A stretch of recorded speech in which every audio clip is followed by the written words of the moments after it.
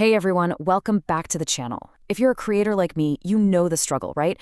Professional quality video takes a ton of time, effort, and yeah, a lot of money. But what if all of that was about to change?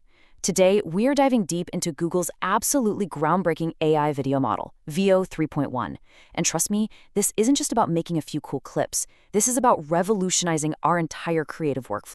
Okay, so you remember those kind of weird, blurry, uncanny valley AI videos from just a year ago?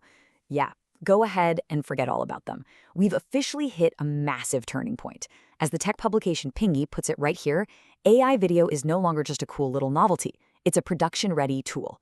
We're past the experimenting phase, people. This is about creating professional work right now. So here's our game plan for today. First, we're going to take a look at the competitive landscape to see who's out there. Then we'll dive deep into Veo's absolute killer features. We'll see how it stacks up against the other big players, get practical with how you can actually use it, and finally, we'll zoom out and talk about what this means for the future of creativity. Let's get into it. All right, let's set the scene.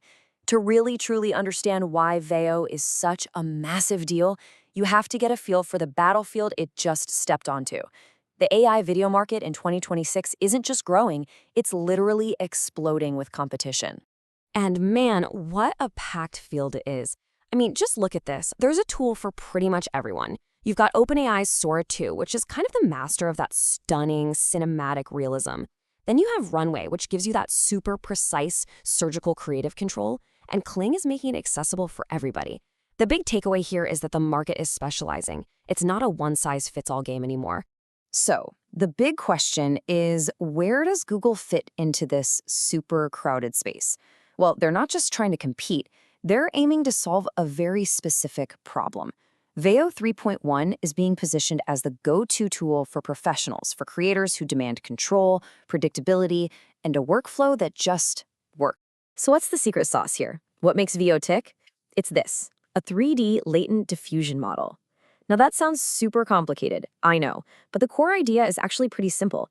Instead of seeing a video as just a flipbook of still images, Veo sees it as a single block of space and time, all connected.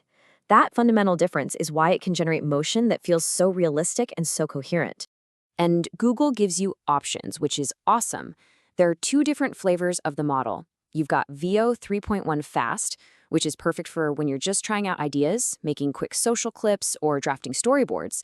But when you're ready for that final, beautiful shot, you switch over to the standard model. That's the one that delivers that high-fidelity, up to 4K output you need for a real cinematic production. So we've established Veo is built for pros. But what specifically makes it a production-ready tool? Let's break down the three killer features that really, truly set it apart from everyone else. First up is a total game changer, and I'm not exaggerating. Veo is the first major model to have native synchronized audio generation. And this is where it gets seriously impressive. Think about it. Veo creates the sound, the dialogue, the sound effects, the ambient noise at the exact same time as the video. You know what that means? Perfect lip sync every single time without spending hours and hours in post-production. For us creators, that could cut down our audio workflow by an estimated 30 to 40%. That's not just a cool feature, that's a massive saving in time and money. Okay, next up is a feature Google is calling Ingredients to Video, and it's all about solving one of the biggest problems in AI video: consistency. You know that randomness problem, right? Where your character has a red shirt in one shot and a blue one in the next? So frustrating. Well, this feature fixes that. You can feed it up to 3 reference images to lock in the look of a character, an object, or a certain style. For anyone trying to tell an actual story, that kind of consistency from shot to shot isn't just nice to have, it's absolutely essential. But what if you need a clip that's longer than the usual 8-second limit? That's where the third key feature, scene extension, comes into play. This is how you build longer, more complex stories. Veo does something really smart. It analyzes the final second of your clip and uses that as the launching pad for the next one, seamlessly continuing the action. You can string a few of these together and suddenly you're creating whole, cohesive scenes that can run for a minute or even more, all with perfect visual and audio continuity. It's incredible. So we've seen what makes Veo so special, but the real question is, how does it hold up in a head-to-head fight with the other heavyweights in the ring? Let's check it out. This comparison table really tells a clear story. While OpenAI's Sora 2 gets all the praise for its mind-blowing physics, Veo 3.1 really shines when it comes to production control and character consistency. But just look at that audio row. Veo is the only one with native synchronized audio. That feature alone is its strongest competitive advantage because it completely eliminates a huge painful step in the production process. Okay, so you're probably excited to start creating. Let's get practical and look at how you actually use Veo, from writing the perfect prompt all the way to understanding the price tag. The secret to getting a great result is to think like a director, and this slide basically gives you the formula. You start with the basics, your subject and their action. But to really take your video to the next level, you need to add style, camera movement, and composition. And here's the part that's totally unique to Veo. You can even direct the audio right inside the prompt. It's wild. And what about the price? Well, this guide breaks it down pretty clearly. If you're only making a few videos a month, you can just pay as you go through the API. If you're a daily creator, the Google AI Pro subscription, which is around $20 a month, is probably the sweet spot.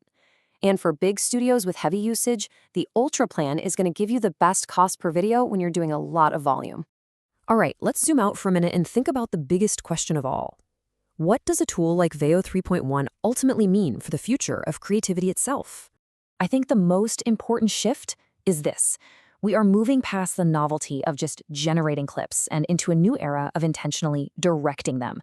This focus on control, on consistency, and on our directorial input, that is what signals that the AI video industry is finally growing up. This leaves us with one last, really fascinating question. As our creative toolkit is being so radically changed, is the AI becoming the new director? Or is it something else? An incredibly powerful co-pilot, ready to boost and accelerate our own creativity to heights we've never even imagined. What do you guys think? Is it the director or a co-pilot? Let me know down in the comments below. If you like this video, you know what to do. Please hit that like button, subscribe to the channel, and turn on that little notification bell. Thanks so much for watching, and I'll see you in the next one.